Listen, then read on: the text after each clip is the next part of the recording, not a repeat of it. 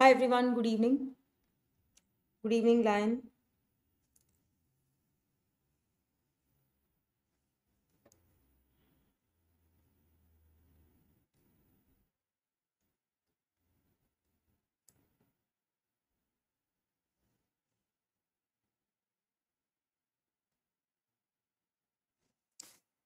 Okay, guys, I welcome you all to episode 3 of Furry 2.0 and आज के session में we are going to talk about coccidian parasites जो बहुत ही important topic है आपके second year exams के लिए and for plethora of entrance exams also तो बहुत important है ये वाला topic. ठीक है, गुड इवनिंग भारत. चलो फिर we'll start. देखो, कॉक्सीडियन पैरासाइट्स जो है ना, सबसे पहले तो यू हैव टू नो कि कौन कौन से आपको पढ़ने हैं और तीन इंपॉर्टेंट हैं जो आपको पढ़ने होते हैं, नेमली क्रिप्टोस्पोरिडियम पार्वम, साइक्लोस्पोरा, ठीक है, आइसोस्पोरा, आइसोस्पोरा बेलाई, साइक्लोस्पोरा के टेनेंसिस. ठीक है, सबसे पहले तो you should know the scientific names. Isospora belli का एक नया नाम भी है जो मैं थोड़ी देर में बताती हूँ. तो number 1, 2, 3, familiarize yourselves with the names of these coccidian parasites and these are significant क्योंकि they cause refractory diarrhea in people who have developed acquired immunodeficiency syndrome, that is AIDS, which is not synonymous with HIV infection. Please remember, HIV infection किसी को हुआ इसका मतलब ये नहीं उसको AIDS हो गया. AIDS is the final stage of HIV infection. तो दोनों में ना फर्क है. Please remember this distinction. ठीक है, गुड इवनिंग मुकुंद. ठीक है, this is under gastrointestinal tract infections. Coccidian parasites जो ये तीन मैंने लिखे हैं अभी स्क्रीन पर, these are important causes of, as I said, refractory diarrhea in immunocompromised people. For instance, notoriously those who have developed AIDS. Immunocompetent लोगों में या तो asymptomatic रहेंगे the individuals who get infected with these parasites, और उनमें self limiting diarrhea होगा. ठीक है, गुड इवनिंग यदुवंशी मनु. ठीक है, सो हम एक एक करके इनको निपटाएंगे. Now the first one is cryptosporidium parvum. ठीक है, अब देखो इस पे कुछ साल पहले एंट्रेंस में भी क्वेश्चन आया था. तो unless and until you have consolidated concepts about a topic, ठीक है, तो फिर एमसीक्यूज में डिफिकल्टी आएगी. लेकिन अगर आपकी थ्योरी बहुत अच्छी है, आपने सेकंड ईयर से ही मतलब ड्यूरिंग एमबीबीएस अच्छी पढ़ाई किया, तो कोई भी एंट्रेंस एग्जाम आप ले लो, you will be able to easily sail through. ठीक है, सो क्रिप्टोस्पोरिडियम पार्वम जो है ना, पहली बात तो ये किसको अफेक्ट करता है? ह्यूमंस को तो करेगा ही करेगा, तभी तो हम पढ़ रहे हैं. And it also affects various animals, a variety of animals also it is going to infect. ठीक है, अब होता क्या है, जैसे मैंने बोला, इम्यूनो कॉम्पिटेंट लोगों में जिनमें इम्यूनिटी मतलब जिनकी इम्यूनिटी अच्छी होती है, दे आर ईदर एसिम्टोमेटिक और a self limiting diarrhoea it is going to produce. Self limiting diarrhoea it is going to cause. अपने आप डायरिया मतलब ठीक हो जाएगा, लेकिन इम्यूनो कॉम्प्रोमाइज्ड में specially the ones who have those HIV infected individuals who have progressed to AIDS, that is acquired immunodeficiency syndrome, it causes what? It causes a refractory diarrhea. It causes a refractory diarrhea, and that is why it's very very important to learn about these parasites. ठीक है, good evening Sutapa, good evening Pratyush. Okay, all right. अब देखो, इसकी ना एक खास बात है इस कॉक्सीडियन पैरासाइट की, क्रिप्टोस्पोरिडियम पार्वम की, which is very very unique to it. And it so it is basically unique अपने आप में, and that uniqueness obviously is going to make it different from the other coccidian parasites. अब ये क्या है? If you are doing really well, you might be asked this question in your viva voce also. ठीक है, तो क्या इसकी unique property है? Write down, it does not go deep into the host cells.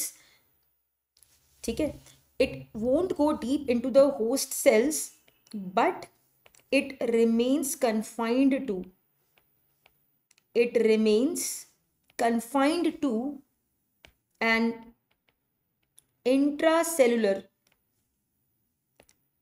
extra cytoplasmic location. आप इसको ऐसे समझ लो, मान लो कोई दरवाजे पे खड़ा हुआ है, मतलब दरवाजे के अंदर आ चुका है, रूम के अंदर है लेकिन बिल्कुल रूम के सेंटर में नहीं आया, ठीक है।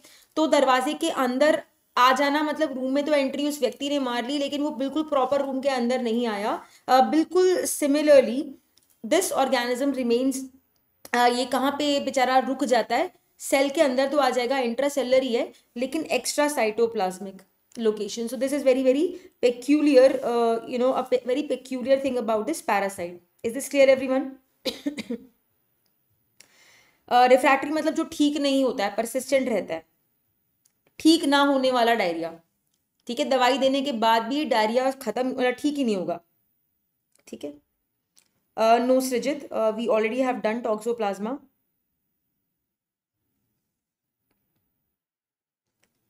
All right. So please remember this unique feature about this parasite. चलो अब हम बात करेंगे इस के एक इम्पॉर्टेंट मॉर्फोलॉजिकल फॉर्म की जिसको बोलते हैं oocyst, ठीक है। oocyst जो होता है that is the infective form and also the diagnostic form, मतलब कि चाहे ह्यूमंस हो चाहे एनिमल्स हो, इन्फेक्शन किससे होगा, oocyst से। एंड इस ऑर्गेनिज्म के इन्फेक्शन को डायग्नोस करने के लिए भी हम oocyst को ही देखेंगे फीकल सैंपल में, तो ये डायग्नोस्टिक फॉर्म भी हो गया, ठीक है।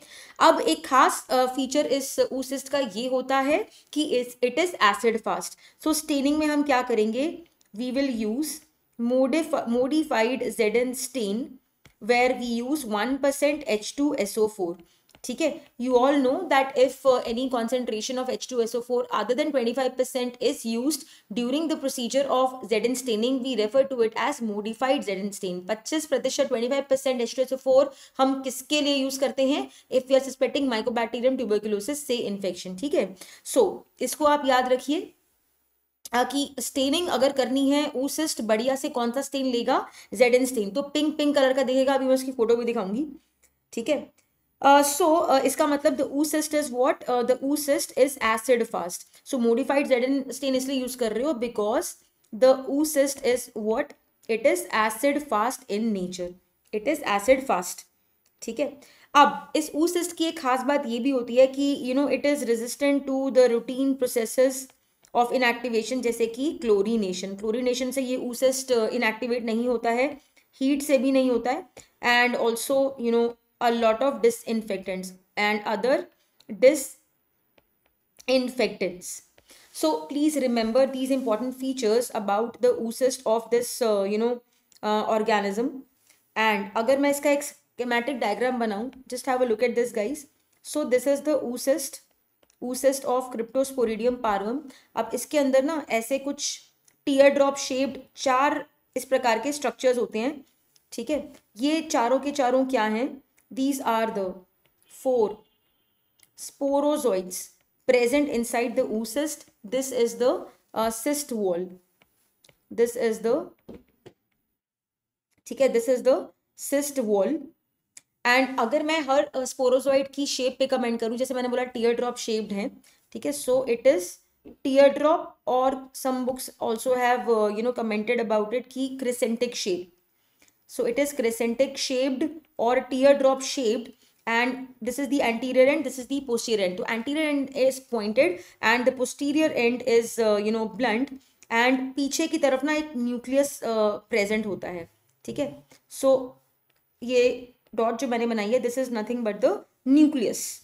So please remember these important features about the oocyst. I repeat, it is the infective form and the diagnostic form. It is acid fast. तभी हम ZN staining यूज करते हैं. 1% यूज कर रहे हैं तो उसको नाम दे देते हैं modified ZN staining. ये oocyst बड़े ही अड़ियल होते हैं, अक्खड़ होते हैं, मतलब कि they are resistant to a variety of things like chlorination, heat and other disinfectants. Good evening, Somadeep. ठीक है. Now this is the schematic representation of the oocyst. जैसे मैंने बोला, so it is what, it is spherical, shape इसकी होती है spherical. अंदर क्या होते हैं, चार स्पोरोजोइड्स होते हैं, each of which is tear drop shaped या क्रेसेंटिक शेप्ड, एंटीरियर पोस्टीरियर एंड्स मैंने मार्क कर दिए हैं, ठीक है। एंड इस oocyst का साइज क्या होता है, राइट डाउन 4 to 6 माइक्रॉन्स, ठीक है। चौका एंड छक्का इन क्रिकेट से याद कर लो, 4 से 6 माइक्रॉन्स इज द साइज का रेंज, ठीक है। So this is the schematic representation of the oocyst, and also have a look at this quickly, ठीक है। ये अलग से मैं लैब डायग्नोसिस में बताऊंगी। क्रिप्टोस्पोरिडियम स्पीशीज के oocyst stained with Zeal Nielsen modified acid fast stain. Look at this, how beautifully they have taken up the pink color, ठीक है। Remember this, all right। चलो, अगर हम लाइफ साइकिल पे आए ना, life cycle is completed in one host, ठीक है। The life cycle is completed in one host, either man or any other animal which this organism is going to infect. जैसे मैंने बिगनिंग में कहा था, ये सिर्फ ह्यूमंस को तंग नहीं करता, ये कई प्रकार के एनिमल्स को भी इन्फेक्ट कर सकता है, सो प्लीज रिमेंबर दैट। तो इन्फेक्टिव फॉर्म हमने क्या पढ़ा, oocyst, and to be very specific it is the sporulated oocyst which is the infective form, and the mode of infection is what, the mode of infection is ingestion of गंदा खाना या पानी, मतलब ingestion of food and hydrogen monoxide, that is water, ठीक है, contaminated with what, contaminated with feces containing the thick walled oocyst, thick walled oocyst। देखो oocyst भी ना, अगर हम एक और प्रकार की क्लासिफिकेशन पे जाएं तो वॉल के थिकनेस के अनुसार दो टाइप के होते हैं, thick walled and thin walled. तो अगर कोई गंदा खाना या पानी कंज्यूम कर रहा है, उसमें थिक वॉल्ड oocyst होने चाहिए, this is one mode of infection, ठीक है। Write down the other mode of infection is known as auto infection. अभी हम लाइफ साइकिल की बात करेंगे, वहां पे I will elaborate on this. Auto infection मतलब कि ड्यूरिंग द लाइफ साइकिल ना, द होस्ट की बॉडी में थिन वॉल्ड oocyst भी बनते हैं, थिक वॉल्ड थिन वॉल्ड दोनों होते हैं। तो जो उनमें से थिन वॉल्ड oocyst होता है ना, it can infect the same host, it can infect the same host. The thin walled oocyst can infect the same host. Is this clear, everyone?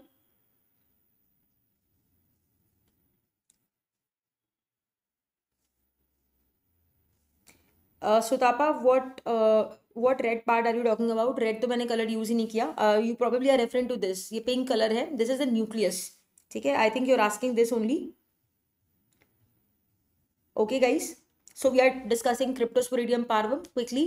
Humans animals दोनों को इन्फेक्ट करेगा। इम्यूनोकॉम्पिटेंट में कोई tension की बात नहीं है, वो एसिम्प्टोमेटिक रहेंगे आफ्टर इन्फेक्शन, या फिर अगर कुछ मैनिफेस्टेशन होगी भी सही तो वो अपने आप ठीक होने वाला डायरिया, अर्थात सेल्फ लिमिटिंग डायरिया। इम्यूनोकॉम्प्रोमाइज में रिफ्रैक्टरी मतलब ना ठीक होने वाला डायरिया, परसिस्टेंट कंसिस्टेंट डायरिया होगा। Special category of such immunocompromise people are AIDS वाले पेशेंट्स, मतलब those HIV infected people who have gone on to develop acquired immunodeficiency syndrome, ठीक है। तो oocyst के बारे में बात कर ली, ठीक है। अब लाइफ साइकिल में मैंने बता दिया कि एक सिंगल होस्ट होता है, और इन्फेक्टिव फॉर्म हमने देख लिया, हमने मोड ऑफ इन्फेक्शन भी देख लिया। अब चलो देखते हैं कि बॉडी में क्या होगा in the body of a human being or any animal who happens to get infected with this organism by ingestion of the oocyst। तो जब oocyst ingest करा जाएगा तो what will happen? The oocyst के अंदर मैंने क्या ड्रॉ किया था, sporozoites. Look at this. So these are the 4 sporozoids which are there inside the oocyst now.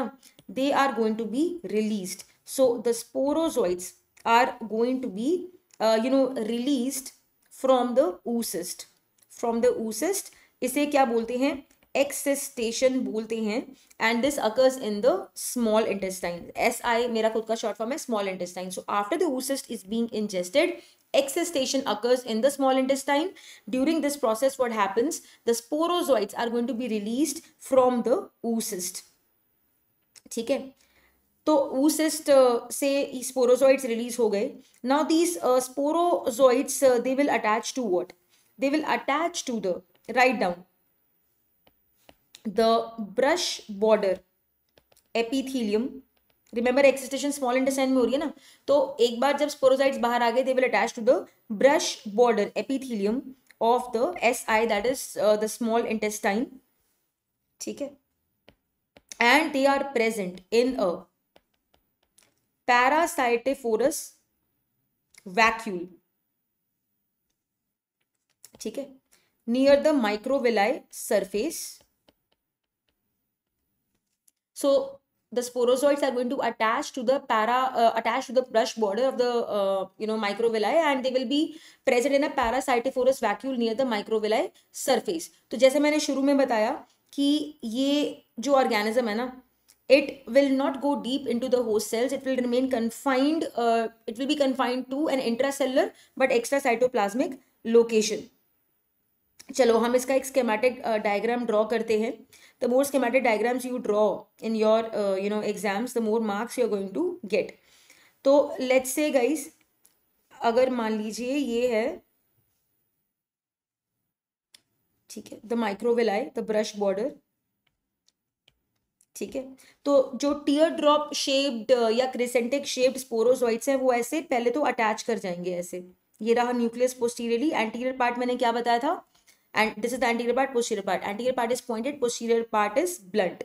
तो ये क्या हुआ, the sporozoites, these are the sporozoites and you can see them being attached to the, this is the brush border of the intestinal epithelium. ठीक है. अब इसके बाद क्या होगा, इसके बाद कुछ ऐसी कहानी होगी एज आई एक्सप्लेन कि भाई पैरासाइटोफोरस वैक्यूल में वो रहेंगे.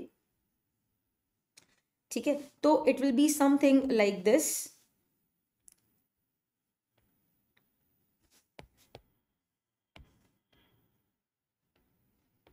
Let me draw one. ठीक है. So brush border के just अंदर आ गए and they become rounded instead of being crescentic shaped formerly. तो जैसे मैंने ऊपर लिखवाया था आपको, it remains in an intracellular but extracytoplasmic location. तो इसी डायग्राम में देखो, this is what I mean by saying कि भाई वो अंदर तो आ गया the sporozoid, but बिल्कुल सेल के सेंटर में नहीं आया है. So it is present somewhere over here. This is a parasitophorous vacuole. Just like मैंने आपको एनालॉजी दी कि मान लीजिए कोई किसी रूम में एंटर कर रहा है, उसने दरवाजा खोला, रूम के अंदर वो टेक्निकली तो आ गया बट प्रॉपर रूम के अंदर नहीं आया. जैसे जब आप स्कूल में मान लो लेट हो गए, कॉलेज में लेट हो गए, लेक्चर हॉल में, तो आप बोलते हो ना, मे आई कम इन सर, मे आई कम इन मैम, और आप दरवाजा खोलते हो, थोड़ा सा अंदर आते हो, बट अभी आप अपनी you are not seated in your seat. So similar to that. Is this clear everyone? This meaning, the meaning of the statement कि भाई it is intra cytoplasmic, ठीक है, intracellular but extracytoplasmic. Is this clear?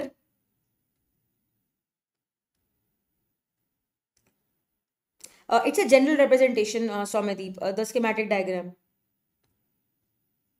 Is this clear, guys? Look at this again. So this is nothing but that parasitophorous vacuole.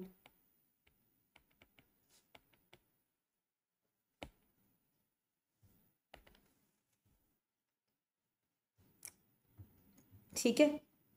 So injection हो गया oocyst का, एक्सिस्टेशन हो गई, फिर हमने देखा स्पोरोजोइड्स रिलीज हुए. अब वो रिलीज होके क्या करेंगे, वो चिपक जाएंगे टू द ब्रश बॉर्डर.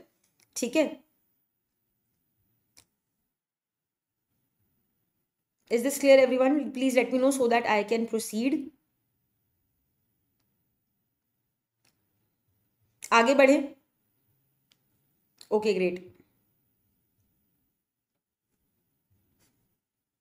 चलो, अब वो अटैच तो हो गए, अब हम आगे की कहानी देखते हैं. सो आगे क्या होगा ना, अब जो स्पोरोजोइड्स हैं, जैसे मैंने डायग्राम में दिखाया कि once they are there in the parasitophorous vacuole, they will undergo asexual multiplication. उसको क्या बोलते हैं, शाइजोगोनी. तो स्पोरोजोइड्स होते हैं ना, they transform into what are known as trophozoites. And these trophozoites then, so the sporozoids transform into the trophozoites, and these trophozoids then undergo what? They undergo asexual multiplication. इस asexual multiplication को क्या बोलते हो, bracket में लिखो, शाइजोगोनी. ठीक है. तो स्पोरोजोइड्स क्रिसेंटिक शेप थे, ट्रोफोजोइड्स more or less rounded, and they then start to multiply asexually. इसको बोलते हैं शाइजोगोनी. ठीक है. So they are multiplying and one, when they are multiplying, they are giving rise to what? They produce structures called as type 1 mirons. Type 1 mirons. ठीक है.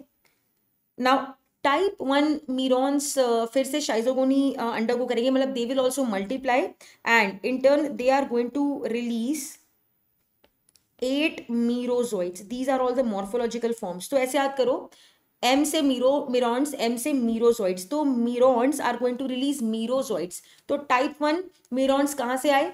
दे are nothing but the result of the asexual multiplication of the trophozoites. Trophozoites कहाँ से आए थे? Morphological transformation of the sporozoites. Sporozoites कहाँ से आए थे?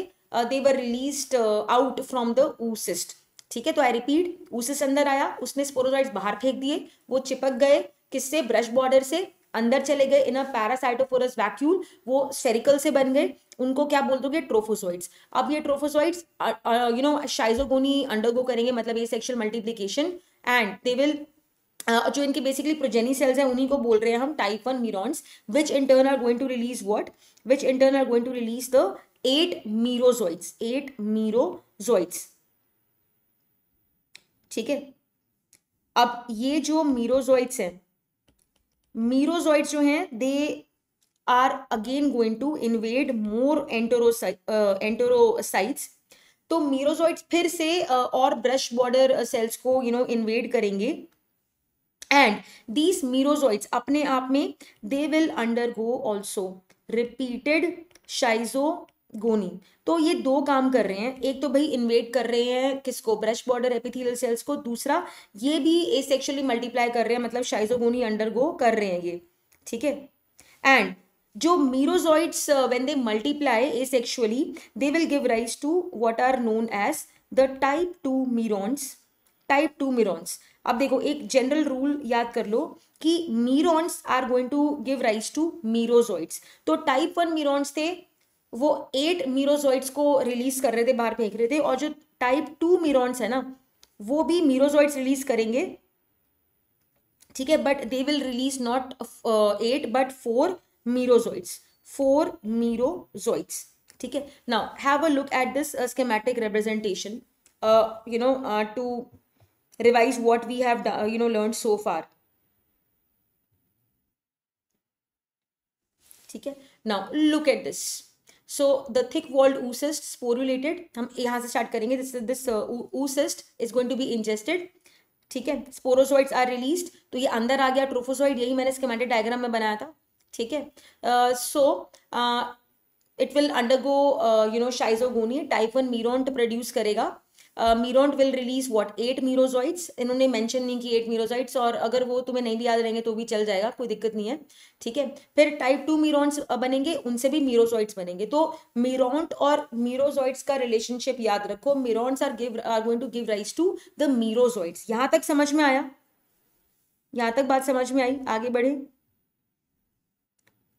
Don't worry about all these pictures. They are going to be there in the PDF, which is going to be shared with you after the class. आगे बढ़े everyone. Okay. Okay. अब जब मीरोजोइड्स बन गए हैं, जब मीरोजोइड्स बन गए हैं, नाउ कहानी में ट्विस्ट आएगा. क्या ट्विस्ट आएगा वो? अब क्या होगा ना, अब होगी गेमीटोगोनी. तो आप देख रहे हो कि both sexual and asexual cycles of cryptosporidium parvum are going to occur in the same host. ठीक है. अब मीरोजोइड्स जो होंगे, मीरोजोइड्स दे अंडरगो गेमीटोगोनी, मतलब कि they change into what? The merozoites they change into the sexual forms, that is the microgamont and the macrogamont. Merozoites are going to be transformed into sexual forms, namely the microgamont and the macrogamont. ठीक है. Now अब ये जो हमारे micro and मैक्रोगेमोन्ट्स है ना, every माइक्रोगेमोन जो है it releases 16 माइक्रोगेमीट्स and only one macro gamete is going to be released by one macro gamete. अब जब gametes बन गए, micro gamete, macro gamete, तो next thing you can expect what is going to happen. Fertilization takes place. Fertilization occurs, ठीक है, between microgamete and macrogamete, and subsequently zygote is formed. ठीक है. Now ये जो zygote बन गया ना, write down 80% of the zygotes, 80% of the zygotes जो होते हैं ना, they change, that is transform into a highly resistant double layered thick walled oocyst. ठीक है. And the remaining 20% of the zygotes की क्या डेस्टिनी रहेगी? 20% of the zygotes they will change into single layered thin walled oocyst.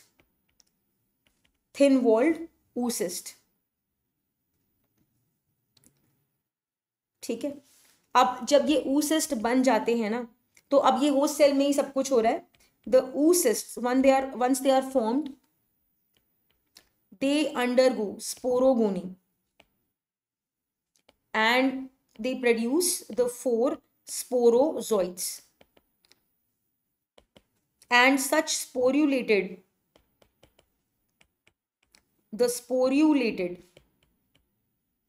oocysts, they are excreted in feces. अब इसमें से ना जो थिक वॉल्ड oocyst हैं, the thick walled ones, they go on to infect the new hosts.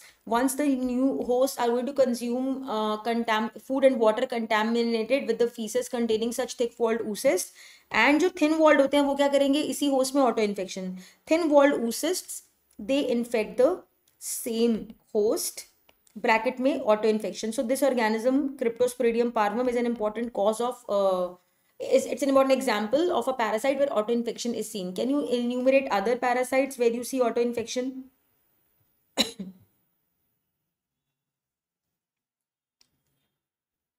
No. Gamete and gamete are not the same. The gametes give rise to gametes. Fantastic lion. बस और क्या चाहिए? चलो, सी से Cryptosporidium पार्वम, H से क्या है? हाइमेरोलेपिस नाना, ई से क्या है? एंटेरोगियस वर्मिकुलरिस, एस से स्ट्रोंगोलाइड सर्कुलारिस, एंड टी से क्या है?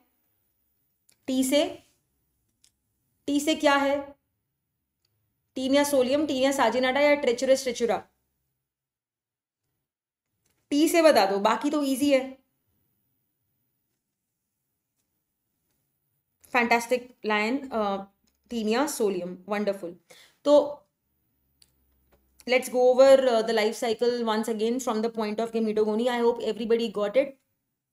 तो जो merozoites एक बार बन गए ना, they will undergo gametogony, where the merozoites will change into sexual forms. The names of these sexual forms are gametes. एक microgamete होता है और macrogamete होता है. These are the two names of the sexual forms. These micro and macro gametes respectively are going to give rise to gametes. 16 microgametes are going to be produced by one microgamete, and one macrogamete is going to be produced by one macrogamete. ठीक है. अब जब gametes बन गए तो next step expectedly क्या होगा? Fertilization. ठीक है. The fertilization occurs between the gametes, the microgamete and the macrogamete, and the zygote is formed. फिर 80% will transform into the thick walled oocyst, and 20% of the zygotes will transform into what? The thin walled oocyst. ठीक है. So these oocysts will undergo sporogony ताकि उनमें 4 sporozoites present हो जाएं, appear हो जाएं, and such sporulated oocysts are going to be passed out in the feces. ठीक है. तो it is pretty clear. Now have a look at this. This is just a summary slide. ठीक है. So the thick walled oocyst, the sporulated oocyst is exiting the host के feces, और अगर इसने contaminate कर दिया पानी या खाना, और उसको किसी ने कंज्यूम कर लिया, and it is taken by some other host, the infection is going to be set in. ठीक है. So cattle also, remember, these are the major hosts for Cryptosporidium parvum. तो cryptosporidiosis जो होता है ना, actually it is a zoonotic disease. ठीक है, an important example of a zoonotic disease. All right, I hope life cycle is clear to everyone so that we can proceed further. Now, something about the epidemiology of this infection, that is cryptosporidiosis. तो जैसे मैंने अभी बोला, cryptosporidiosis जो है, it is an example of a zoonotic disease. Cryptosporidiosis मतलब disease caused by Cryptosporidium. ठीक है, Cryptosporidium parvum जो है, ये वाला species जो है, this is the species which most commonly infects humans. It most commonly infects humans. ठीक है. Now its prevalence in developing countries in the immuno competent people in developing countries like India कितनी होती है? 2.4 to 15%. But जैसे मैंने बोला, immuno competent में कोई प्रॉब्लम वाली बात एज सच नहीं होती है. Most of the infected people will be asymptomatic, the others will develop a diarrhoea जो अपने आप ठीक हो जाएगा. सेल्फ लिमिटेड डायरिया होता है. और वेस्टर्न कंट्रीज में इसकी प्रेवलेंस है 1.4 to 6%. तो देखो western countries I am sorry, western countries में तो सिंगल डिजिट में है प्रिवलेंस, लेकिन जो डेवलपिंग कंट्रीज हैं, like for example India, bracket में लिख लेना India, it starts from 2.42, but ये डबल फिगर में आ जाता है 15% अप टू. ठीक है. अब इसके अलावा जो इम्यूनो कॉम्प्रोमाइज पीपल है, immunocompromised people, for example AIDS patients, इन लोगों में the prevalence is in double digit, that is 12 से 26%. 12 से 25 भी याद कर सकते हो, 12 से 26% in developing countries, like India. ठीक है.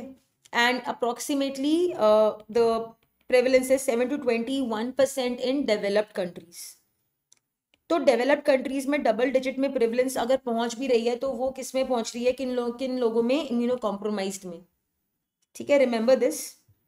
Now we learn about certain factors which contribute to disease. कुछ इंपॉर्टेंट फैक्टर्स हैं, जैसे कि अगर हम इन्फेक्टिव डोज की बात करें ना, क्रिप्टोस्पोरिडियम पार्वम के केस में the infective dose is low. कितनी लो? 10 to 100 oocysts are enough to initiate infection. 10 to 100 oocysts can initiate the infection. ठीक है. Then multiplying capacity भी, by the way, all this data is regarding the Cryptosporidium parvum only, the most common species infecting humans. So multiplying capacity होती है अधिक, high होती है. ठीक है. तो ब्रैकेट में लिख लो more than 10 10 oocysts in a single host. Can anyone tell me, ये जो फिगर मैंने लिखी है 10^10, ये लास्ट फर्रे सेशन में मैंने कहीं पे बताई थी. Can someone recall? Last फर्रे session में हमने माइकोबैक्टीरियम लेप्रे और एटिपिकल माइकोबैक्टीरिया किया था, वहां पे भी सेम फिगर मैंने कमेंट की थी. Can anyone recall? I will be very happy if I get the right answer. Anyone?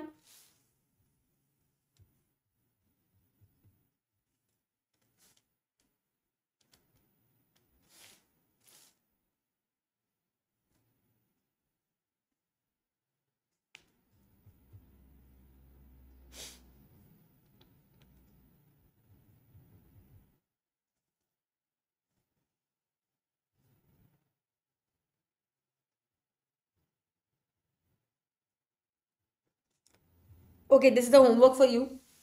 Checkout हमने कहाँ पे वो चीज़ डिस्कस करी थी रिगार्डिंग दिस.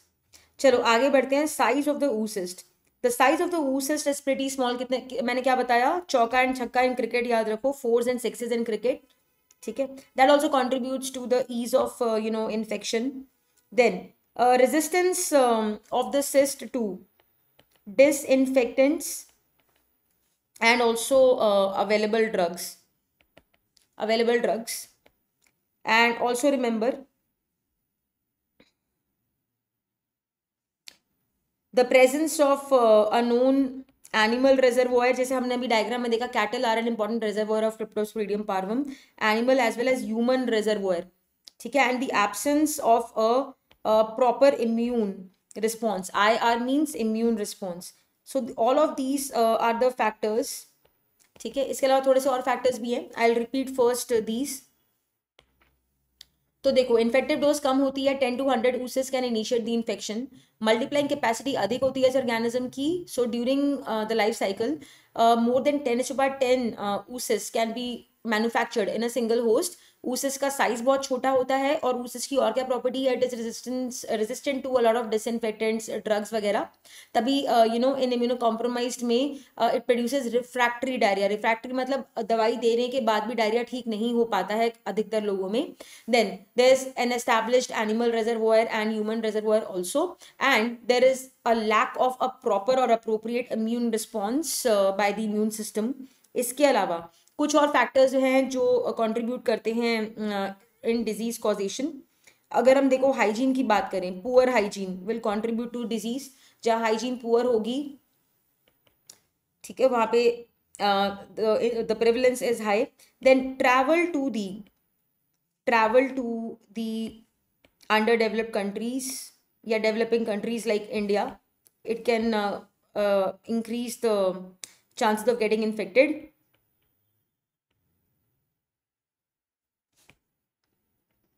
ठीक है। नाउ एज, अगर हम पीक एज की बात करें तो infants and kids are much more vulnerable, and contact with animals also is going to be obviously contributory in causing the infection. Is this clear everyone?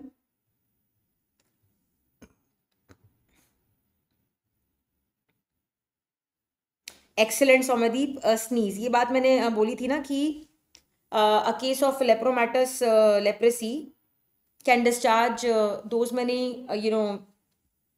organisms or droplets and can contribute to infection. Wonderful, चलो बहुत बढ़िया। चलो continuing further, अगर हम बात करें cryptosporidiosis की in the outcome in immunocompetent people, so most of the infected people are going to be what, most of the infected people are going to be asymptomatic, ठीक है, asymptomatic. The others will develop diarrhoea which is going to be self limiting, diarrhoea which is non bloody diarrhoea, and remember this diarrhoea is self limiting, ठीक है। And incubation period इसका क्या रहता है, incubation period होता है approximately 7 days, that is 1 week। And diarrhoea के अलावा पेशेंट को और क्या हो सकता है, पेशेंट को हो सकता है pain abdomen, nausea, fever, N से नोजिया, एफ से फीवर, अनोरेक्सिया, और जब वो खाना नहीं खाएगा तो वेट लॉस भी हो सकता है ना, LOW, लॉस ऑफ वेट मे और may not be present.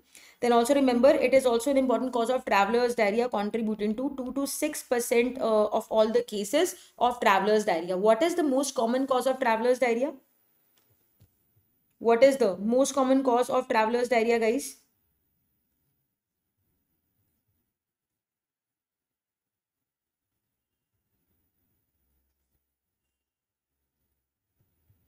Most common cause of travelers diarrhea, T से traveler. Somandeep, not EPEC, it is ETEC, ठीक है। T से traveler, T से toxigenic E. coli है। Hello Liaquat,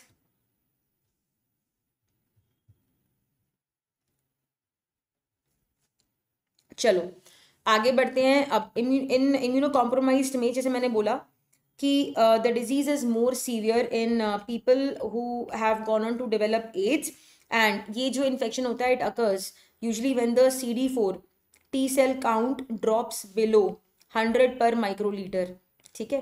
the opportunistic infections in HIV individuals की मैंने post थोड़े दिन पहले इंस्टाग्राम पे डाली थी, जस्ट चेक दैट आउट, ठीक है। अब इन लोगों में मतलब इम्यूनो कॉम्प्रोमाइज्ड पीपल में ये क्या करेगा, it causes a chronic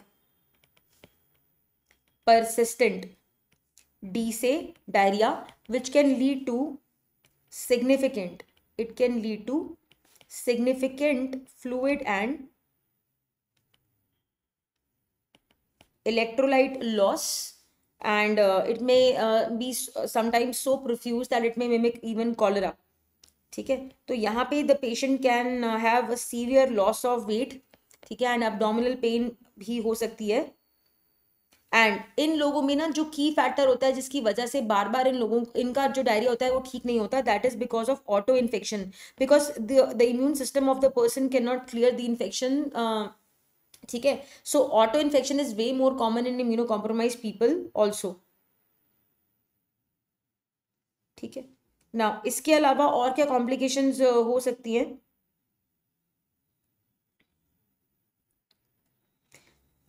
now write down. Immuno compromise में like AIDS patients में there could also be involvement of the biliary tract. This is very very important. If you are doing really really well, you might be asked about this also. Involvement of the biliary tract may also be there in case of severe infections, very high load of the parasite. ठीक है. Then अगर हम lab diagnosis की बात करें तो सबसे पहले तो direct microscopic examination of the faeces. Usually 3 consecutive stool samples should be collected. ठीक है. And what we can do in direct microscopy, एक तो हम क्या कर सकते हैं, we can do the modified Zn stain using 1% H2SO4, and this is the picture which I showed you earlier on. ठीक है. To see the typical oocysts. ठीक है. तो डायरेक्ट माइक्रोस्कोपी में एक तो भाई ये हो गया हमारा. ठीक है. Then number 2, direct fluorescent antibody staining can also be done. ठीक है. डायरेक्ट माइक्रोस्कोपी हो गई. Then antigen detection in the faeces भी कर सकते हैं. दिस इज नोन एज क्या, कॉपरो एंटीजन. एंड इसके लिए एक ICT is available, immunochromatographic testing is available. Then antibody detection in the serum can be done by ELISA, but this is for epidemiological purposes rather than for diagnosis. So this is for epidemiological purpose. Then molecular diagnosis में हमारे पास क्या आता है, PCR. ठीक है. Then histopathological examination, that is HPE of intestinal biopsy, can also be done. ठीक है. और अगर हम DOC ड्रग ऑफ चॉइस की बात करें, it is nitazoxanide. Is this clear everyone? That is okay Soumyadeep, no issues. Thank you so much Liaquat, good to know. Auto infection का ये मतलब है सुतापा कि जैसे जो थिन वॉल्ड ऊसेस बन रहे हैं ना, जो हमारे थिन वॉल्ड ऊसेस बन रहे हैं पेशेंट के अंदर, they can initiate the infection. मतलब वो थिन वॉल्ड ऊसेस ही चिपक जाएंगे किससे, ब्रश बॉर्डर से, और वो सारी साइकिल फिर से रिपीट हो जाएगी. ठीक है. ये मतलब है ऑटो इन्फेक्शन, मतलब कि द पर्सन हु, जिसमें अभी लाइफ साइकिल हो रही है ऑर्गेनिज्म की, उसी में बार बार लाइफ साइकिल फिर से रिपीट हो जा रही है, ये मतलब है. इमेजिन करो अगर तो थिन वॉल्ड ऊसेस नहीं बनते ना, तो सिर्फ थिक वॉल्ड होते तो फिर ऑटो इन्फेक्शन नहीं होता, क्योंकि ऑटो इन्फेक्शन थिन वॉल्ड ही कर सकते हैं. This one Sutapa you are talking about, ये वाला diagram.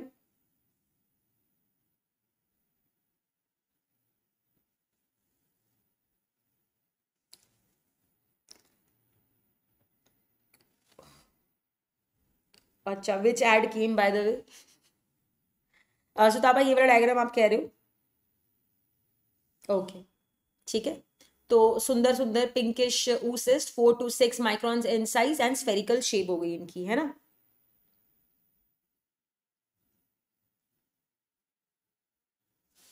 These are the oocysts. ये रेडिश पिंकिश जो हैं, दीज आर द oocysts.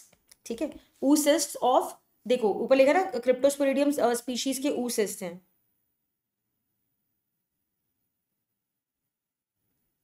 हाँ yes Sujit, that's a good idea. अगर ऐप पे ये सेशन अटेंड करोगे, बट मुझे बता देना फिर, बिकॉज देन ऐप पे, 1 सेकेंड, ऐप पे भी चैट होगी.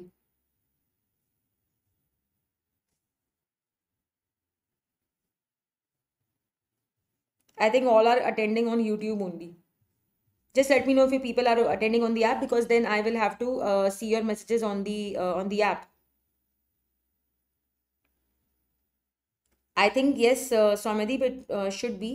अभी तक हालांकि I cannot see any messages right now. Just you can check once if commenting is it should be available on the app also.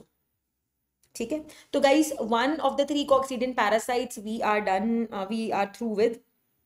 ठीक है, yes Lion, I agree. तो चलो कोई दिक्कत नहीं है, एड ही तो आ रही है ना, ठीक है, यहीं अटेंड कर लो, कोई दिक्कत नहीं है, आगे बढ़े। अब हम दूसरे वाले का दूसरे वाले से स्वयं को अवगत कराएंगे, कॉक्सीडियन पैरासाइट साइक्लोस्पोरा केटेनेंसिस। ठीक है, चलो आगे बढ़ते हैं फिर। साइक्लोस्पोरा केटेनेंसिस, स्पेलिंग में गड़बड़ मत करना, आप लोगों को थ्योरी आंसर लिखना है, CAYE, टैन एंसिस, टैन एंसिस याद करो, टैन एंसिस, काय टैन एंसिस। ठीक है, अब देखो, अनलाइक क्रिप्टोस्पोरिडियम जिसमें सॉरी जो इंसानों और जानवरों दोनों को इन्फेक्ट करता है, ये एक्सक्लूसिवली हमें डिस्टर्ब करेगा। So the only host are what, the only host are humans. ठीक है, and man gets infected how, I mean humans get infected how, the infective form is again sporulated oocyst, ठीक है, इन the soil. अब देखो एक फर्क पता है क्या है बिटवीन साइक्लोस्पोरा एंड क्रिप्टोस्पोरिडियम, कि क्रिप्टोस्पोरिडियम में जो स्पोरुलेटेड oocyst थे वो ह्यूमन बॉडी में या एनिमल बॉडी में ही बन रहे थे। यहाँ पे क्या होता है साइक्लोस्पोरा के केस में ना, even though the life cycle is not understood properly, but it is said that the feces of the infected person are going to release or discharge unsporulated oocyst and the sporulation is going to occur in the soil. ठीक है, okay तो यहाँ पे bracket में लिख लो, the sporulation occurs in the environment, unlike in Cryptosporidium parvum where sporulation occurs in the host body only. This is very very important. ठीक है, so the sporulated oocyst present in the soil is the infected form. ठीक है, and make a note कि the feces of the patient they have what, they have got the unsporulated oocyst. ठीक है, they have got the unsporulated oocyst. And what is the mode of infection? The mode of infection again is the intake of गंदा खाना या पानी, intake in other words of food and water contaminated with क्या, contaminated with the obviously infective form, that is the sporulated oocyst. So I repeat, जो infected patient है with this parasite उसके faeces में तो अनस्पोरुलेटेड oocyst होगा, वो infected form नहीं होता है, इन्फेक्टेड फॉर्म होता है स्पोरुलेटेड oocyst, और स्पोरुलेशन वातावरण में एनवायरमेंट में होती है। This is a very important point of distinction between Cryptosporidium and Cyclospora, please remember this. अब अगर हम इसके उसकी बात करें, किसकी बात करेंगे, oocyst की अगर बात करें ना, स्कीमेटिक डायग्राम अगर मैं बनाने पे आऊं, देखो भाई oocyst of cyclospora की अगर हम बात करें, it again is spherical but इसका साइज थोड़ा बड़ा होता है, 8 to 10 माइक्रॉन्स, तो it is bigger than that of Cryptosporidium. सोचो क्रिप्टोस्पोरिडियम इतना लंबा नाम, लेकिन oocyst का छोटा सा है 4 to 6, इसका है 8 to 10। ठीक है, अब इसके अंदर ना, अब क्योंकि ये बड़ा है तो अंदर जगह ज्यादा होगी, तो इसमें दो और छोटे सर्कल हम बना देंगे। ठीक है, तो ये दोनों सर्कल्स क्या हैं, स्पोरोसिस्ट्स, एंड हर स्पोरोसिस्ट में दो दो स्पोरोजोइड्स प्रेजेंट हैं। ठीक है, अगेन जैसे मैंने पहले बताया था, anterior and posterior and, anterior and posterior and, anterior posterior, anterior and is pointed, ये भी क्रेसेंटिक शेप्ड है, पोस्टीरियर इज ब्लंट, और ये जो मैं बिंदी ऐसे बना रही हूँ, चलो इसको मैं डिफरेंट कलर से बना देती हूँ, ऑरेंज कलर से, ये जो बिंदी बना दी, दिस इज नथिंग बट क्या, this is nothing but the nucleus. ठीक है, तो इसकी भी शेप क्या है, this also is spherical oocyst, तो शेप इसकी भी स्फेरिकल है लाइक क्रिप्टोस्पोरिडियम का oocyst, लेकिन साइज इसका बड़ा है, क्योंकि साइज इसका बड़ा है, इसके अंदर दो स्पोरोसिस्ट हैं। ठीक है, क्रिप्टोस्पोरिडियम के डायग्राम को भी, स्कीमेटिक को देखो, वहां पे हमने क्या बनाया था, वहां पे हमने ये बनाया था, यहाँ पे ये छोटा सा है ना, तो अंदर स्पोरोसिस्ट नहीं है, तो यहाँ पे अंदर फ्रीली प्रेजेंट है हमारे sporozoites. Is this clear everyone?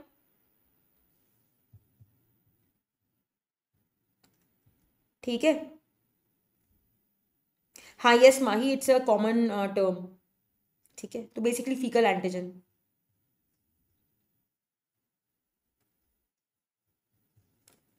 Okay, अब देखो, तो अगर हम इसकी life cycle is not fully understood, ठीक है, तो life cycle is not fully understood, but remember that point about sporulation जो मैंने अभी आपको बताया, ठीक है, but it is believed to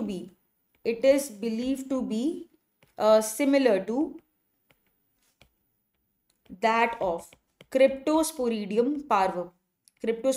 parvum, except the fact that यहाँ पे पेशेंट के फीसेस में अनस्पोरुलेटेड oocyst होगा, जो मैंने यहाँ पे बार बार बोला है, एंड स्पोरुलेशन वातावरण में होगी, बस इसको याद रखो, और मैंने तुम्हें मॉर्फोलॉजी बता दी, ठीक है। अगर हम क्लिनिकल फीचर्स की बात करें, so it causes in immunocompetent people again a self limiting diarrhoea resembling cryptosporidium parvum disease only, लेकिन write down, it causes a more severe disease with biliary tract involvement in immunocompromised people, for example HIV patients, और HIV patients में obviously it can also cause a refractory diarrhea also, just like cryptosporidium parvum, ठीक है। तो common features सारे के सारे ये इन तीनों कॉक्सीडियन पैरासाइट्स का यही है, they cause refractory diarrhoea immuno compromised people, ठीक है, और बिलियरी ट्रैक्ट इन्वॉल्वमेंट भी ये दोनों के दोनों कर रहे हैं, क्रिप्टोस्पोरिडियम भी साइक्लोस्पोरा भी, किन में, इन HIV पेशेंट्स में, ठीक है। और just a word about the epidemiology of this infection. Remember this disease, this infection, Cyclospora catarrhensis is prevalent in central America and south Asia, ठीक है, and it is less common in African countries, less common in African देश। अब हम आते हैं lab diagnosis पर। चलो, तो सबसे पहले है obviously microscopy of the faeces, क्योंकि बेसिक प्रॉपर्टी क्या है भाई, द oocyst का acid fast nature, so microscopy of the faeces to see the oocysts, and कैसे कर सकते हैं, मोडिफाइड जेडन स्टेन करके देख सकते हैं हम, ठीक है। अब इसमें ना एक और प्रॉपर्टी आती है माइक्रोस्कोपी में ही, make a note of the fact कि autofluorescence is seen, autofluorescence of the oocysts under can be appreciated under ultraviolet epifluorescence microscopy, and this technique, I mean this microscopic method autofluorescence, the oocysts को भगवान ने चमकता चमकता बनाया, ऐसे सोच लो कि मतलब the oocysts can show they show autofluorescence, and this autofluorescence can be seen simply under UV epifluorescence microscopy, ठीक है। So this is a rapid and sensitive method, but it is not specific, और अगर हम देखो इस पे भी एक टिप्पणी I would do regarding the modified ZN stain, तो ये जो oocysts होते हैं ना, oocysts they are said to be variably acid fast, मतलब समझो इनके मूड के ऊपर हैं, कुछ oocysts पिंक कलर ले लेंगे, कुछ नहीं लेंगे। अब इसको आप ऐसे याद रखोगे इस डायग्राम के जरिए। अब इस डायग्राम में you can see the oocysts of Cyclospora catarrhensis stained with modified acid fast stain, you can notice the variability in the staining of the 4 oocysts, तो ये 1 2 3 4, ठीक है, 4 oocysts हैं, उसमें से दूसरे नंबर ने ही पिंक कलर लिया है, बाकी तीनों का मन नहीं कर रहा था कि हम पिंक कलर के हो जाएं। तो ये डायग्राम एक रिमाइंडर है आपके लिए टू रिमेंबर कि भाई जो oocysts होते हैं they are variably acid fast. Is this clear everyone?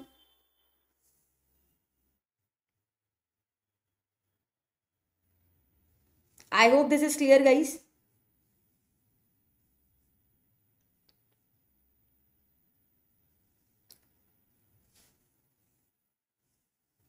All right, चलो फिर कंटिन्यू करते हैं, हम मॉलिक्यूलर डायग्नोसिस पे आते हैं अपार्ट फ्रॉम माइक्रोस्कोपी। तो मॉलिक्यूलर डायग्नोसिस में हमारा आ जाता है क्या, ऑब्वियसली पीसीआर, ठीक है, एक species specific real time PCR is available, species specific real time PCR is available, even though although not widely available, हर जगह पे available नहीं है। serology की बात करें तो antibodies can be detected, but ये भी हर जगह it is also not widely available, and it also is not going to contribute much to the diagnosis. Then histopathological examination of the intestinal biopsy, ठीक है। Now this will show some features like, for example, villus atrophy, acute and chronic inflammation in lamina propria. Remember these features.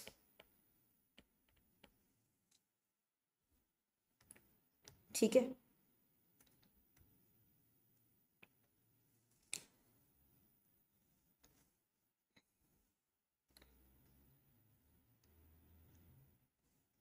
Okay. Now guys, the drug of choice for cyclospora is cotrimoxazole, ठीक है, cotrimoxazole. Remember, Cryptosporidium में क्या बताई थी? नीताजॉक्सिनाइड, नीताजॉक्सिनाइड. Now we'll go on to the third coccidian parasite for the day.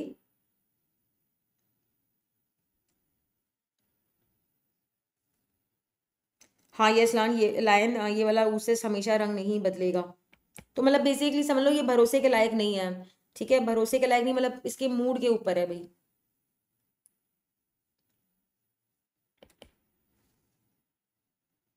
Now the next one is isospora belli. Now पहली बार जैसे मैंने थोड़ी देर पहले आपको कहा था, द न्यू नेम इज, कोई नई बात नहीं है, इसके साथ ना एक प्रीफिक्स लगा दो, सिस्टो आइसोस्पोरा, सिस्टो आइसोस्पोरा बेलाई लिख दो.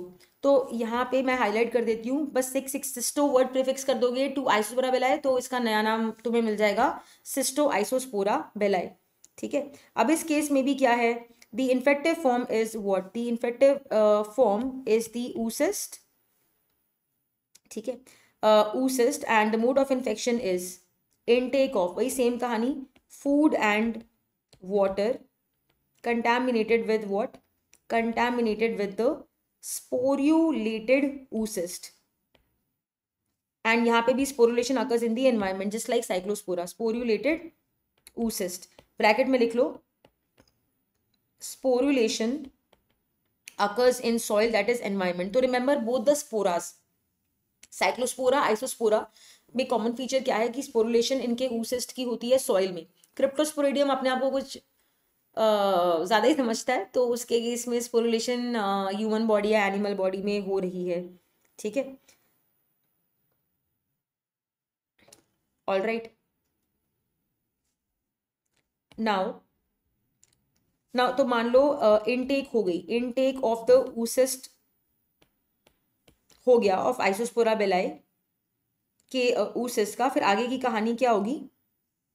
Again in the proximal small intestine, 8 sporozoids are released out from one oocyst. अच्छा, इससे पहले एक ये भी देख लो schematic diagram of the oocyst of Isospora belli. एक schematic diagram हम लोग बनाएंगे. ये देखो, अब पहली बात, इसका जो oocyst होता है ना, ऐसे होता है, elliptical होता है, elliptical और ओवल होता है, ठीक है. इट इज रफली 23 to 36 माइक्रॉन्स इन साइज. और क्योंकि ये बड़ा है तो इसमें भी डेफिनेटली हम बना देंगे क्या, 2 स्पोरोसिस्ट होते हैं, 2 स्पोरोसिस्ट जस्ट लाइक हमने साइक्लोस्पोरा में बनाए थे. अब क्योंकि इसका साइज तो उससे भी बड़ा है, किससे बड़ा है, साइक्लोस्पोरा से भी, तो दोनों स्पोरोसिस्ट भी ज़्यादा बड़े होंगे, इतने बड़े होंगे कि इसमें 2 की जगह 4 स्पोरोजोइड्स प्रेजेंट होंगे. साइक्लोस्पोरा के केस में जो 2 स्पोरोसिस्ट थे उसमें हर एक में 2 स्पोरोजोइड्स बनाए थे मैंने, है ना.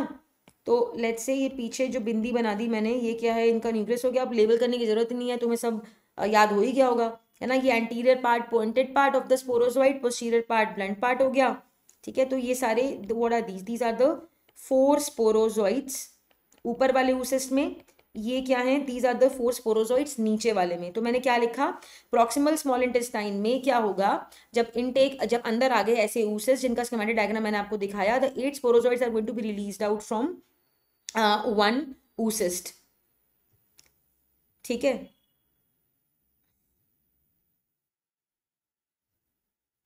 ओके, अब ये रिलीज हो गए। नाउ ये जो स्पोरोजोइड्स रिलीज हुए, the sporozoites are going to invade the duodenal epithelium and jejunal epithelium, and they change into or they transform into trophozoites, into trophozoite। देखो ट्रोफो वर्ड का मतलब होता है टू फीड, तो ट्रोफिक फॉर्म, फीडिंग फॉर्म। तो जैसे ही ये the sporozoites अंदर आ रहे हैं ना, they will transform into the ट्रोफोजोइट्स।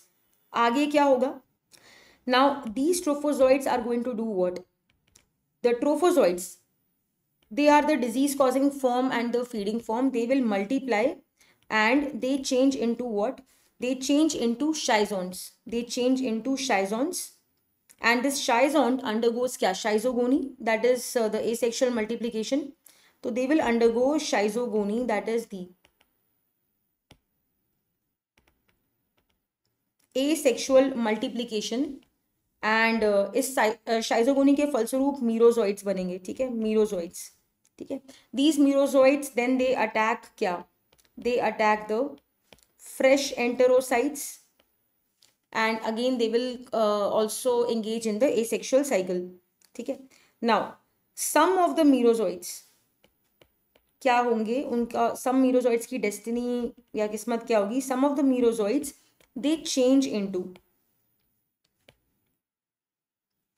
microgametocyte and macrogametocyte, micro and macrogametocyte, and this is nothing but gametogony, this is nothing but gametogony। तो eventually microgametocyte macrogametocyte से microgamete बनेगा and macrogamete बनेगा, which fuse to form क्या? zygote। ठीक है, तो fertilisation होगी, and इस जाइगोट से फिर क्या बनेंगे? Immature oocysts। ये इमेच्योर हैं, these are going to be passed out in the faeces. ठीक है, so these immature oocysts they are passed out in the faeces and they undergo sporulation in the soil which needs 3 to 4 days, 3-4 दिन में, and eventually the sporulated oocyst, which is the infective form, is going to be formed। Is this clear, everyone?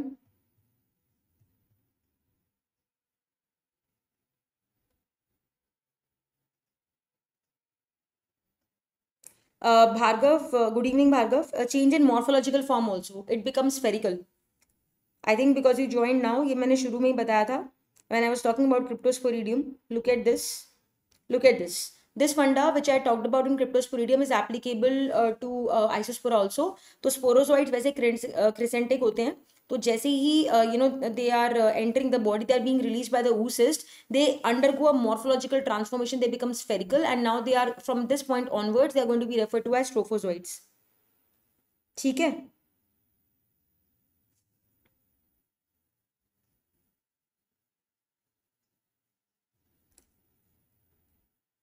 आगे बढ़े everybody.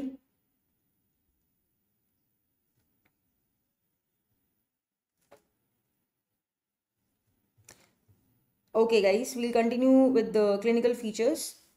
तो acute infections में क्या होगा? The acute infections they begin abruptly with fever, पेट में दर्द, that is abdominal pain, and watery non bloody diarrhoea.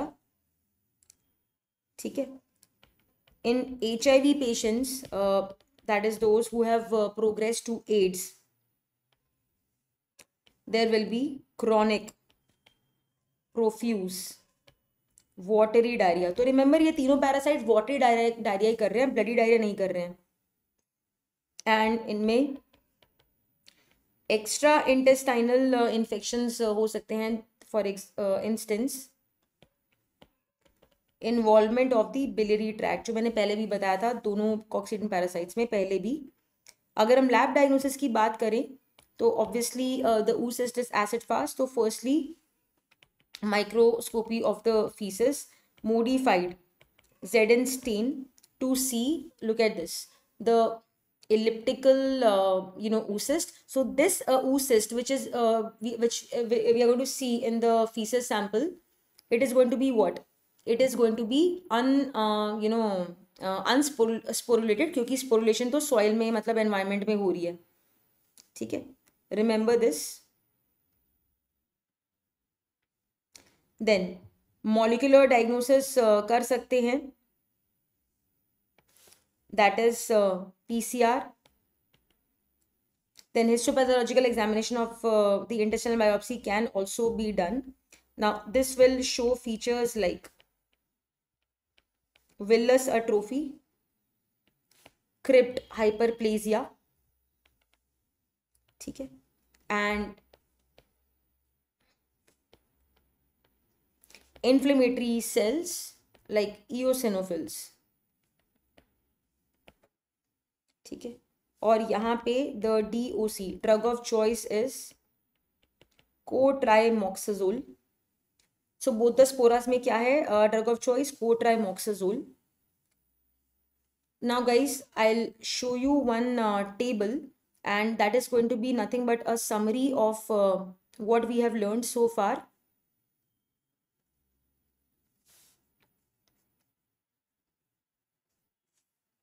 Now don't be petrified of this table. This is very very simple. It is nothing but a summary of जो हमने अभी तक पढ़ा है. Very very easy. Just a revision tool. अब इसको ध्यान से देखो. See, बहुत easy है. देखो differences between Cryptosporidium, Cyclospora and Isospora. अब यहाँ पे जानबूझ के ना इसको आप ऐसे याद करो, अल्फाबेटिकल ऑर्डर में लेफ्ट टू राइट. जानबूझ के हम इसमें आइसोस्पोरा का नया नाम नहीं लिख रहे हैं. आइसोस्पोरा का नया नाम सिस्टो आइसोस्पोरा, उसको भूल जाओ भी. तो क्रिप्टोस्पोरिडियम अल्फाबेटिकली पहले आता है, फिर साइक्लोस्पोरा आएगा, फिर आइसोस्पोरा आएगा. इन्फेक्टिव फॉर्म तीनों में क्या है? इन्फेक्टिव फॉर्म तो भाई स्पोरुलेटेड oocyst है, ठीक है. डायग्नोस्टिक फॉर्म क्या है? क्रिप्टोस्पोरिडियम में मैंने शुरू में ही बता दिया था, स्पोरुलेटेड oocyst, क्योंकि इसमें स्पोरुलेशन बॉडी में ही हो रही है. और डायग्नोस्टिक फॉर्म जो मतलब diagnostic form which is the form which you are going to see in the features of the patient. It is unsporulated oocyst, ठीक है. इट इज अनस्पोरुलेटेड oocyst, ये भी अंडरस्टैंडेबल है. और इसका कारण क्या है? पेनल्टीमेट या सेकंड लास्ट पॉइंट पे आ जाओ. स्पोरुलेशन ऑफ द oocyst जो है it occurs inside the host, मतलब in the enterocytes in case of cryptosporidium. लेकिन दोनों स्पोरास में सॉइल में हो रहा है, दोनों स्पोरास में सॉइल में हो रहा है, ठीक है. अब आउटब्रेक्स, दोनों स्पोरास उनके ओकेजनल आउटब्रेक्स होते हैं, लेकिन क्रिप्टोस्पोरिडियम इज कॉमन. तो जिसका सबसे लंबा नाम है ना क्रिप्टोस्पोरिडियम पार्वम, तो उसके आउटब्रेक्स कॉमन हैं. oocyst साइज मैंने तुम्हें बताया था, देखो ये बहुत आसान है याद करना. तो लेफ्ट से राइट हम जाएंगे, 4 से 6, 8 से 10, 23 to 36, 23 मतलब 23 वैसे याद कर लो. और शादी के लिए गुण मिलान जब करते हैं, कितने गुण कितने गुणों का मिलान किया जाता है? 36. तो उस तरीके से भी याद कर सकते हो. oocyst का शेप तुम्हें मैंने बता दिया है, राउंड इसका होता है, इसका भी राउंड होता है पर ये बड़ा होता है. और इसका क्या होता है? ओवल या एलिप्टिकल, ठीक है. स्पोरुलेटेड oocyst में 4 स्पोरोजॉइड्स मैंने बना दिए थे, ठीक है. तो 2 sporoblast, actually sporoblast is the nascent stage of the sporocyst. Eventually the sporoblast से स्पोरोसिस्ट ही बनता है, ठीक है. तो एवरी स्पोरोब्लास्ट या sporocyst will contain 2 sporozoites. In case of cyclospora, isospora में क्या होगा? 4 स्पोरोजॉइड्स होंगे. अब एसिड फास्टनेस नेचर की बात करें, एसिड फास्टनेस की बात करें तो मूडी कौन है? कौन अपने मूड का मालिक है? मर्जी होगी तो कलर लेगा पिंक, नहीं तो नहीं लेगा. बीच वाला कौन सा है? वेरिएबली एसिड फास्ट साइक्लोस्पोरा. तो ऐसे सोच लो साइक्लोस्पोरा बीच में है ना, तो बीच में बेचारा कंफ्यूज्ड है कि मैं एसिड फास्टेन लूँ, मैं पिंक कलर का दिखूँ या नहीं दिखूँ. तभी मैंने जान के वो वाली फोटो लगाई थी इस सेशन में. जब आपको PDF मिलेगा ना, तो उस पिक्चर से याद कर लेना कि variability with regard to acid fast staining is a property of Cyclospora. तो भगवान जी ने अगर इसको इसमें कंफ्यूज कर दिया, तो भगवान जी ने इसको एक दूसरी प्रॉपर्टी दे दी कि चल तू भी क्या याद रखेगा, तू ना ऑटो फ्लोरेसेंस शो कर. तो ऑटो फ्लोरेसेंस देखो, प्लस प्लस किसकी प्रॉपर्टी है? साइक्लोस्पोरा की, ठीक है. और ऑटो फ्लोरेसेंस प्लस माइनस किसकी है? आइसोस्पोरा की, ठीक है, आइसोस्पोरा की. और ऑटो फ्लोरेसेंस क्रिप्टोस्पोरिडियम करता ही नहीं है. तो ऐसे सोच लो कि भाई जो कॉमन है ना, क्रिप्टोस्पोरिडियम के आउटब्रेक्स कॉमन है, तो ये चमकेगा नहीं, ये चमकता नहीं है, ऑटो फ्लोरेसेंस शो नहीं करता है, ठीक है। और लास्ट बच गया क्या, ट्रीटमेंट पार्ट। तो दोनों स्पोरा, साइक्लोस्पोरा आइसोस्पोरा के केस में क्या है, drug of choice cotrimoxazole, and cryptosporidium में क्या हो गया तुम्हारा, नीताजॉक्सिनाइड। ठीक है।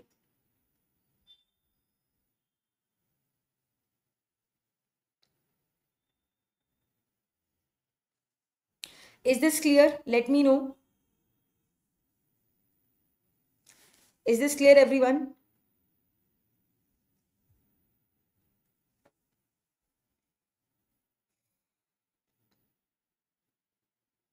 Okay. Sudapa, I'll tell you how to demonstrate capsule. There is something called as Quelling's reaction. ठीक है. Latex agglutination is nothing but you know, for example, if you want to detect क्या कहते हैं, Cryptococcus neoformans, which has got a polysaccharide capsule. So the polysaccharide antigen derived from the capsule can be detected in the CSF or this thing, you know, serum or even urine by mixing it with its corresponding antibody.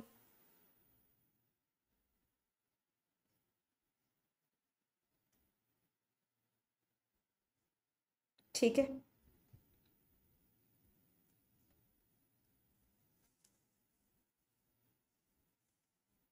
All right. Just give me a second guys. किसी को कुछ पूछना है इसमें तो ये topics अच्छे से करना, काफ़ी इंपॉर्टेंट है.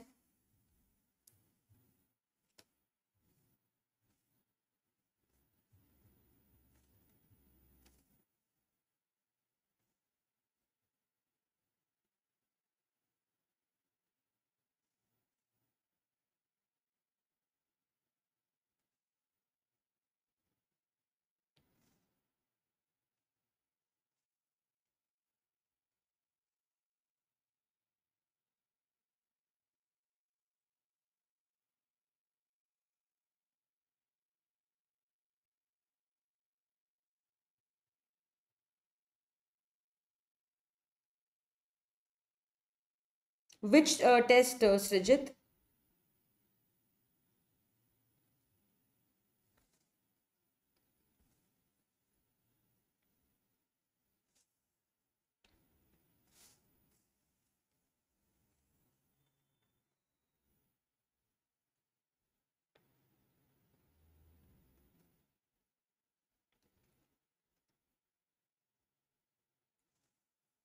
Look at this quellung reaction. इसको देख लो पहले.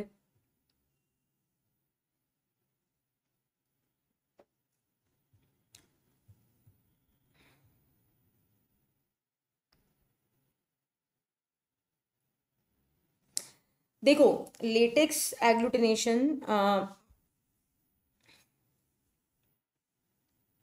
One second, let me write it first.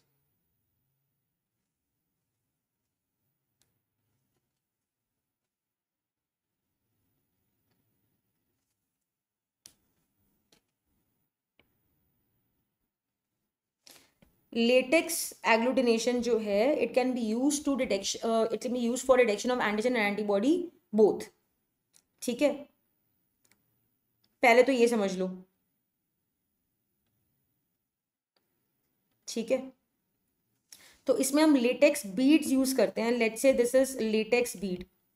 अगर तो आपको एंटीजन ढूंढना है, ठीक है, तो this latex beads are coated with the corresponding antibody. और लेट्स से आप इसको CSF सैंपल में मिक्स कर रहे हो, and this CSF sample is from a patient suffering from cryptococcal meningitis. तो उसमें ये इस तरह के एंटीजन्स हैं. What are these? These are the antigens and the polysaccharide antigens. ठीक है, तो फिर ये इससे चिपक जाएंगे, फिर एग्लूटिनेशन दिख जाएगी. इसी तरह से अगर आपको एंटीबॉडी ढूंढनी है तो लेटेक्स बीड्स को आप डेकोरेट कर दो with what, with the antigen, and then you mix it with the sample which is probably having the antibody. So if the antibody is there in the sample, it will attach to the antigen decorated on the latex beads and you will get a positive result. Is this clear now? Srijit, is it clear now?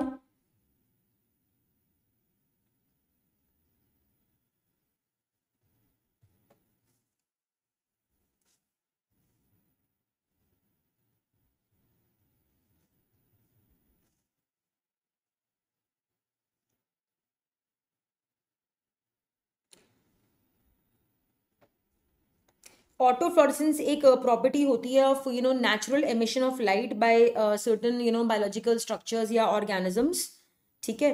तो क्या होता है when these biological structures या organisms when they are expose to radiation of a certain wavelength, they will brighten up, they will show light, they will show fluorescence, ठीक है।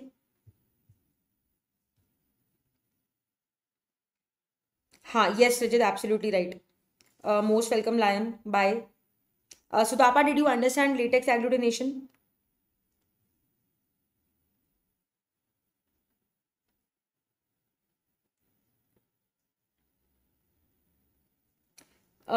Somadeep and Srijit, is Somadeep there?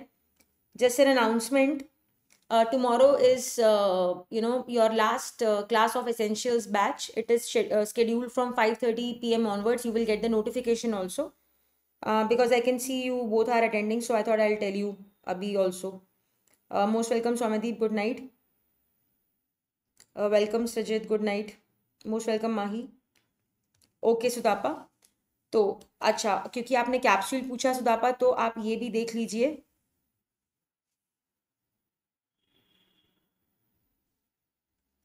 ठीक है, Soumyadeep and Sajid, please tell your friends also. वैसे notification तो आ ही जाएगी।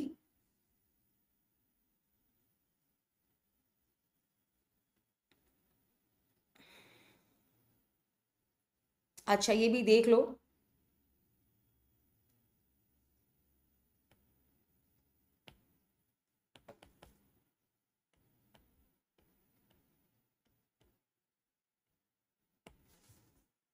Okay, so the other way to demonstrate the capsule is what is known as quellung reaction, ठीक है, क्वेलंग reaction.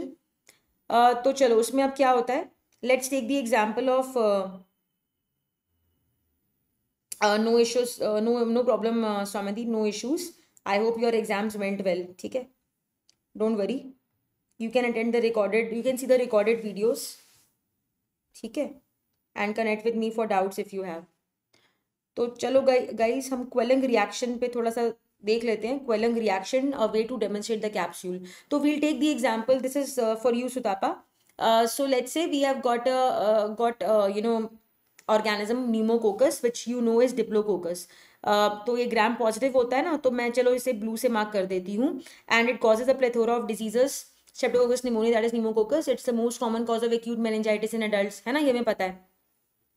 So let's say we are suspecting meningitis with this organism in the CSF sample, and this is a capsulated organism, ठीक है। So क्या होता है ना, if we want to detect this organism, which we know is capsulated, one way to detect it is by mixing this organism with its corresponding anti-serum. ये market में available होता है, ठीक है। So the market में available है antibodies against the capsulated antigens of this organism, ठीक है। So before adding the anti serum, मतलब before adding the antibodies against the capsular antigens of pneumococcus, it looks like this under the microscope. But when we add the antiserum, what will happen? The antibodies bind to the capsule and the capsule appears to be swollen. वो actually में swell up नहीं होता है, but because of binding of the antibodies to the capsule, it appears to be swelled up. It appears to have become swollen. तो इसे बोलते हैं quellung reaction. अगर मान लो पेशेंट के सैंपल में न्यूमोकोकस ना होके कोई और ऑर्गेनिज्म होता, तो जो हम न्यूमोकोकल का हमने एंटी सीरम डाला है वो उससे नहीं चिपकता। क्यों? क्योंकि antigen antibody reactions are very specific. Just like a lock can be opened with a specific key only, similarly an antibody is going to bind और attach to its own corresponding antigen only and not to any other antigen. Is this clear? हाँ, yes, Srijit, obviously toxoplasma check out in bloodstream infections, Shigella also check out in GIT infections.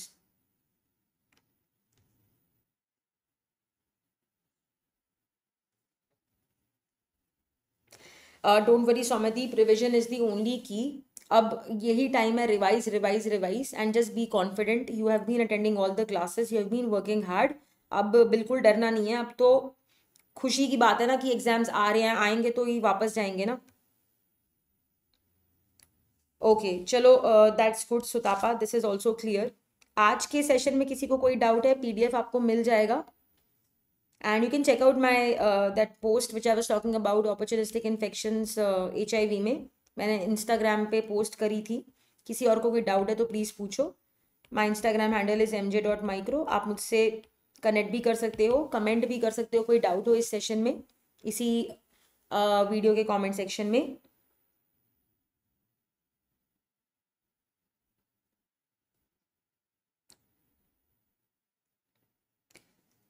If it is not there in the CSF sample, then no swelling, the capsule will not appear to be swollen if we add the corresponding anti-serum.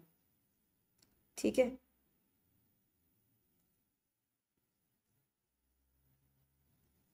Bibek, what are you talking about?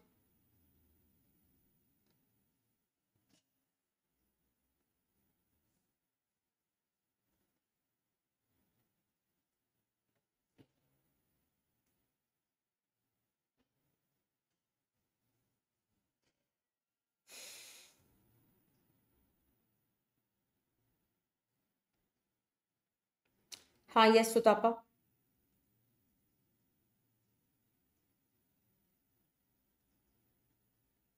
हाँ, yes. Escherichia coli is the most common nosocomial pathogen. Because the most common nosocomial infection is UTI, and Escherichia coli is the most common cause of UTI. That is why it is the most common nosocomial pathogen and not Acinetobacter or Pseudomonas. ये मैंने पढ़ाया है class में. Are you from Essentials batch, Sutapa?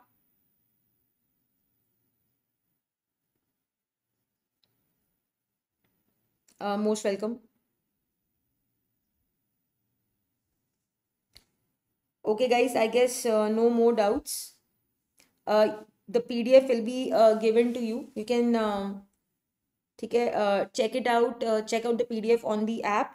ठीक है, I'll also share it in my story. ठीक है, so thank you everyone for your time and attention, and study hard, study well, and God bless you all.